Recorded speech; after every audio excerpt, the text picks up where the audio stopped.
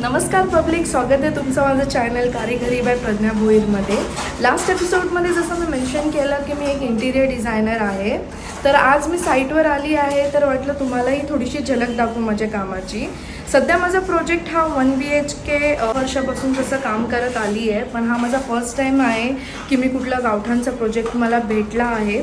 पण तेही मी as a challenge म्हणून ॲक्सेप्ट केलं आहे की यालाही आपण एक लक्झुरियस होममध्ये आपल्याला टर्न करायचं आहे. Plus as a raw flat म्हणून आम्हाला हा भेटला होता, पण आम्ही याची फ्लोरिंग कंप्लीट केली. सिलिंगही आम्ही कंप्लीट केले आहे, तुम्ही बघू शकता. बेडरूमची सिलिंग, किचनची सिलिंग आणि लिव्हिंग रूम आम्ही हे तिन्ही सिलिंग कंप्लीट करून टायलिंग ही फ्लोरिंग तर कंप्लीट झालीच आहे, पण किचनमध्ये ऑल ओव्हर आम्ही टायलिंग यूज केली आहे. वायरिंगचं आपलं इलेक्ट्रिकलचं वर्कही झालं आहे, बिकॉज POPच्या आधी जे आम्हाला वायरिंग्स पॉईंट्स काढायचे लागतात तेही आम्ही काढून ठेवले आहेत, जेणेकरून आम्हाला नंतर प्रॉब्लेम नको. इथे आपलं वर स्टोरेज येणार आहे, म्हणून आम्ही एवढीच tiles as a highlighter tiles use केली आहे. बाकी आपले नॉर्मल टाईल्स यूज केले आहेत, बिकॉज आपल्या इथे एनी विच वे स्टोरेज येणार, पण स्टोरेजला प्रोटेक्टिव्ह म्हणून हे टाईल्स पण आम्ही लावले आहेत. इथे किचनमध्ये ऑल ओव्हर टाईल्स पण लावले आहेत ॲज पर क्लायंट्स रिक्वायरमेंट. हे आम्ही इथे छोटासा बेसिन बनवला आहे, कॉमन बेसिन असेल हा. इथे मिरर येणार आणि बाकीचे आपले वॉशिंग मशीन.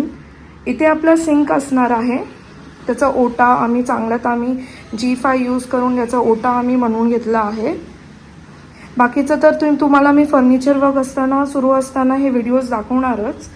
आम्ही बाथरूमची टायलिंग ही कंप्लीट केली आहे. बाथरूमचं आम्हाला ओव्हरऑल चेंज करायचं लागलं. प्लंबिंग ही नवीन बसवून घेतली आहे. जिथे इथे कमोड येणार आहे तिथे आम्ही त्याच्या आतमध्ये टँकचे आम्ही इंटरनल पार्ट्स होते ते आम्ही आधीच स्टायलिंगच्या आधी आम्हाला फिक्स करायचे लागतात, जे आम्ही फिक्स करून घेतले आहेत. इथे आम्ही डायव्हर्टर फिक्स केला आहे, जेणेकरून आम्हाला स्टायलिंग झाल्यानंतर इश्यू नको व्हायला. डायव्हर्टर आम्ही जॅग्वारचा यूज केला आहे. बाथरूमची जी सिलिंग आहे ती फारच कमी हाईटमध्ये आहे. आम्ही स्वतः कन्फ्यूज आहोत की ते लावायचं तरी काय. POP तर मी कधीच लावत नाही, बिकॉज POP लावल्यानंतर बाथरूमच्या सिलिंगमध्ये 5-6 महिन्यात या 1 वर्षात फंगस जमा होऊन तुमची सिलिंग पडायला लागते. म्हणून आम्ही इथे ऑप्शन ठेवतो PVC सिलिंगचा, बिकॉज त्याला 10 वर्षाची वॉरंटी असून लुक्समध्येही छान दिसते. बट सिलिंग एवढी कमी हाईटची आहे की ते PVC कसं लावणार या दुसरं काही ऑप्शन आम्ही लावलं पाहिजे, याच्यात आम्ही अजून कन्फ्युज्ड आहोत. पण याचं सोल्युशन नक्कीच काढणार आणि मी तुम्हाला नेक्स्ट व्लॉगमध्ये दाखवणार की इथे आम्ही काय यूज केलं आहे. बेडरूम तुम्ही बघू शकता, फारच छोटा आहे. हार्डली 7 फीट बाय 9 फीटची एरिया आहे. वरतून ही जी वॉल आली आहे ही बॅक साईडमध्ये जर तुम्ही बघणार तर इथे लिफ्ट आहे. तर ना इथे बेडही हवा आहे, इथे वॉर्डरॉबही हवा आहे, इथे ड्रेसिंग टेबलही हवं आहे, इथे TV युनिटही हवं आहे. तर हे आमच्यासाठी चॅलेंजिंग होतं की एवढूशा छोटूशा रूममध्ये आम्ही ते कसं करणार. सिम्पल छोटा बेड हवा आहे सिंगल पर्सनसाठी, जेणेकरून बेडची एरिया जर आम्ही कमी ठेवतोय तर बाकीची गोष्टी आम्ही इथे करू शकणार. ही टायलिंग आम्ही यासाठी केली आहे कारण इथे वॉर्डरोब असणार आहे. फुल हाईट वॉर्डरोब असेल आपला, आणि याच्या पाठीच आपलं बाथरूम येतोय, कॉमन बाथरूम जे मी तुम्हाला दाखवलं.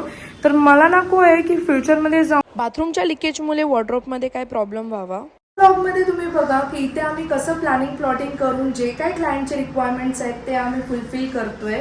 प्लस याला फक्त एक फर्निचर म्हणून आपल्याला इथे गोष्टी नाही टाकायच्या आहेत, त्याला एक लुक असलं पाहिजे, ज्याच्यासाठी तुम्ही मला हायर करता ते मी देते. एक लक्झुरियस होम प्लस लुक्समध्ये दिसणारा, प्लस तुमच्या बजेटमध्ये.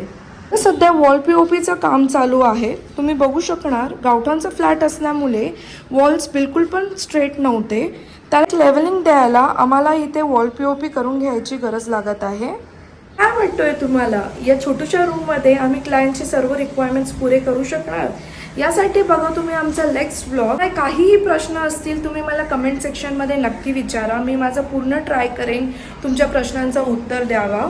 प्लस तुम्हाला काही सजेशन असेल, जसं हा माझा रिसेंटली मी स्टार्ट केला आहे ब्लॉगिंग, तुम्हाला काहीही सजेशन असेल की मी कुठल्या वेने बेटर करावा या कुठलं कंटेंट माझ्या पर्सनल लाईफबद्दल या माझ्या कामाबद्दल कुठली गोष्ट बघायला आवडेल तर नक्की मला सांगा. व्लॉगिंगमध्ये कामाचे छोटे मोठे अपडेट्स ते तर मी तुमच्यापर्यंत पोहोचवणारच, पण ही साईड ही फर्स्ट असणार आहे जे मी व्लॉगिंग थ्रू तुमच्यापर्यंत पोहोचवणार.